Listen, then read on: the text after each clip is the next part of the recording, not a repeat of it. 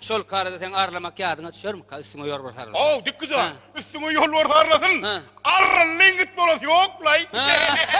Doğru aytyarsın. Ay bolya. Olingam tek biçem de doğru aytyarsın. Doğru aytyarsın. Yönü var ha. Bulur arlat bu avet idir permer say.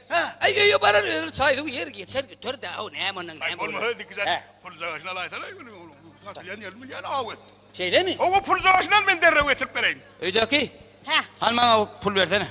Vay, madama pulluğu pul nemet çıkıydır. Nemedim deneme. Bir değil bir darav. Şuydu kim o zoynay? Be, min hocoy nay nemet diyecek koyang. Ay hiç de ne sorama. Koyang olur sana şu ver yağı. Ay benim çok pul vermediğim var. Benim çok canım piyada aylanı ne o?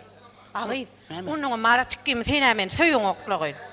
Ona söymen mi o? Yo söyün okluğun. Söyleyen yalnız mı Türk gitti söyleyen? Oy onun hem o alma kana var o ilmin ayetini ötern sen alaytam idiydim diyen öyle. Götürecektim dedim, götürecektim. Hanan hem ulan ne? Sere de göwrangdan habarım am götürür yer bolun o bilim omrarsın sen mat. Wa goy sana men on yalcak derle. Yo yermeden. Yokluk edo diyen memeden okluk edo. Etyan o etmen diyen etmen ma etcek ne mi? Alma kan diyen öyle adın nira diysen ekitlerin diyen. Ekiter. Ha ekiten o. Ekitecek nira edecek. Ana zoramlar ekiten ha. Var sen öýün işlerini ne deyip burada ekiter? Ekitecek mi? Ekiter ne deyip burada ekiter? Ay ne tip bolsa diysen ama no ne tip bolmat diyen ola ayağın son bar. Ay ne bolmasa ne deyip bolmaz. Dimel oradan he mi? O ne ekittin şu kadar. Ne deyip burada ekiter? Ne deyip bolmat diyen? Ne deyip burada ekiter? Bar ekiter. Neme? Bar. Soramlara çıktıydım. Havalay caramlara gidecek diye. O diyen zaten kendi olatlar hiç. Yürü.